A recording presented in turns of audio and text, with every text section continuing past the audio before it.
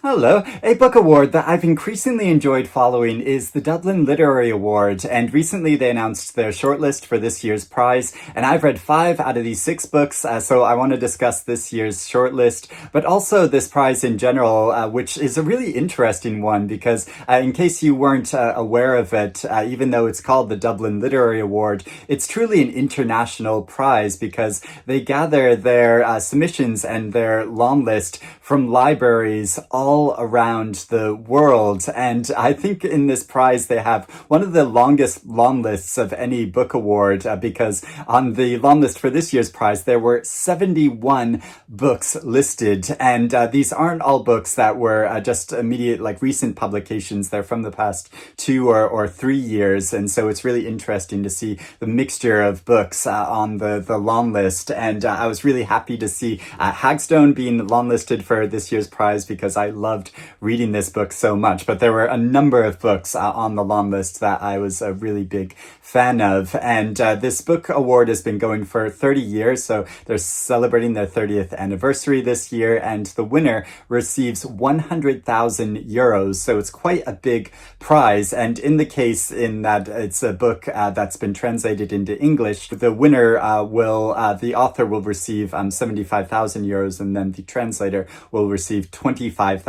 euros, which was the case with last year's winner, Solenoid. And I was so thrilled to see this book win. I watched the live stream last year and made a video of my reaction to the live stream, and I was just absolutely thrilled that this won because I think this is such a brilliant and complex and wild novel. So I was really glad to see this book honored last year. Now, for the shortlist on this year, there are a number of titles that have received prizes or prize nominations in the past that I think are really excellent books and deserve to receive even more attention. And one of the books on the shortlist that I want to discuss first, which I don't think as many people have heard of or read, but which I read a couple of years ago, is We Are Light by Gerda Blees, translated by Michelle Hutchison. And this is a Dutch novel, and it's based off from real life events about a small group of people who form this intentional community or cult, which decides to go against the teachings of science and rationale to stop consuming food and instead just try to get all of their energy from light and basking in the light. And of course, this has extreme negative consequences for their health, and one of the members of the group actually dies. And so partly this is a kind of mystery following this case and investigation into this group of people and whether the person who died, whether there was ill intent there, and so following this case. But the narrative takes a really interesting form in that a lot of the narration is made up of objects narrating their experience and their point of view on this whole situation. So you'll get small objects in the room of this commune of kind of commenting upon the experiences of them, which seems really whimsical, but does acquire a kind of emotional impact over a period of time and gives a really different viewpoint on a story. And in one section, there's even the story itself narrating the story, and it's becomes this kind of metafictional thing. And so there's a playfulness to it, but also a seriousness, which in examining the ways that we live our lives, the ways that we make decisions about our existence and how much free will and agency we have within larger society, and an extreme case of people that take measures against that. So it's a very unique book, and I'm really glad to see it getting more attention. There's also the short novel Not a River by Selva Almada, translated by Annie McDermott, a Argentinian novel, which is so mysterious, and I found utterly gripping. I read it over the course of just one day, I think, because I found it so intense and fascinating in how it follows three men who go on a fishing trip, and then the outcome of that in their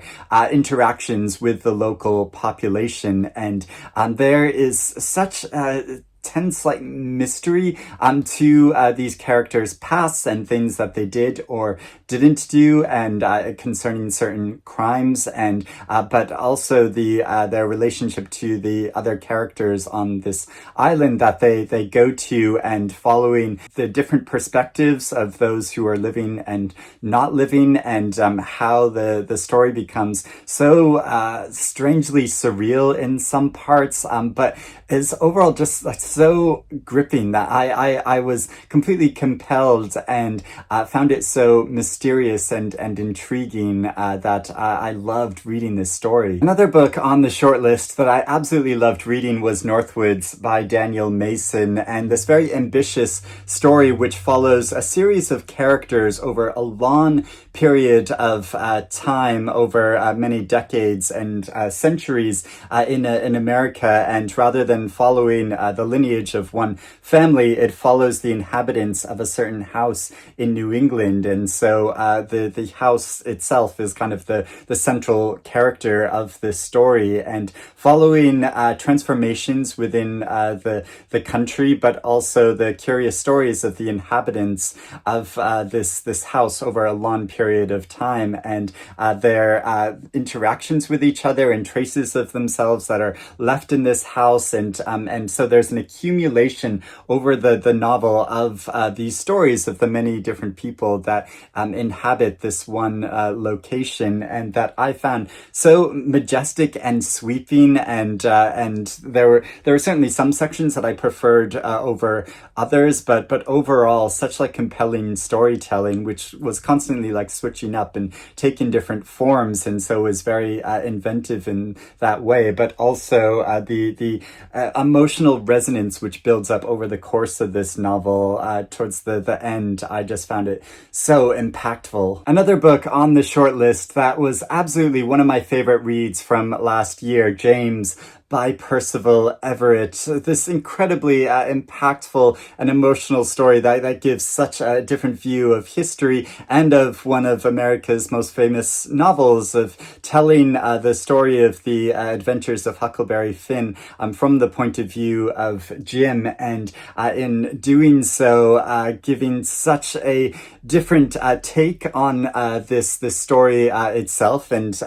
there are some very surprising divergences from that original story that this novel takes, but also following the character of Jim and the formation of him as an independent individual, trying to gain his freedom, running from slavery, and trying to reconnect with his family. I found it so emotional and moving, and a complete revelation. And there is a previous Booker Prize winner on the shortlist of Prophet Song by Paul Lynch, which I know was a somewhat divisive winner of the prize, but I found it a really impactful novel, and one of those books that the more I've continued thinking about it in the time, the years since I originally read it, the more resonance I think it has, and the way it speaks to our current times, as it follows a woman who finds herself having less and less control of her life as the government and the country around her spirals out of control and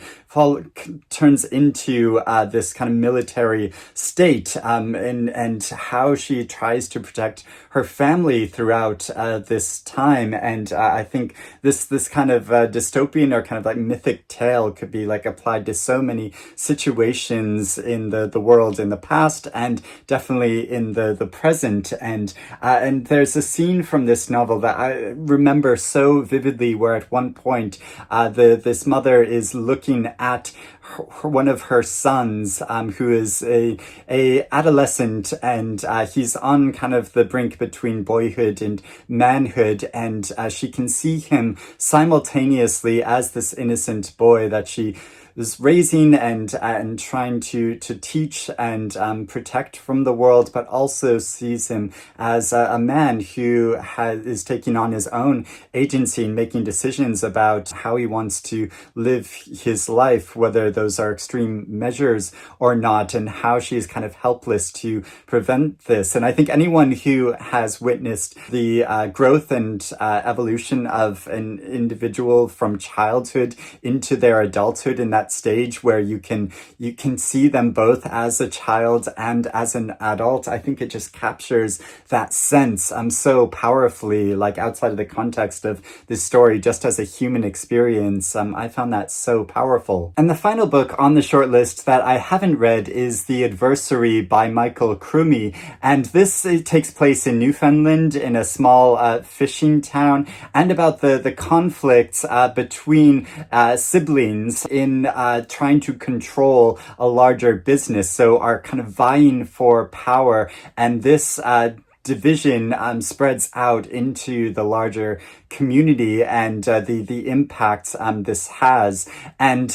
this is meant to be like quite a thrilling story, but also a very atmospheric one. And since I've read and enjoyed all the other books on the short list, I'm really keen to now read this novel as well, because I think obviously the judges that have picked the short list have really excellent taste. So I'm looking forward to reading that, and the winner of this year's prize is going to be announced on May 22nd, so I'll be really keen to see what book wins. But I'd love to know if you have been following this prize and what you think about it, and what you think about this shortlist. Have you read some or all of the books on the shortlist, or are you interested in reading them now? I would love to hear about that in the comments below. But I hope you're doing well and reading good things, and I will speak to you again soon. Bye-bye.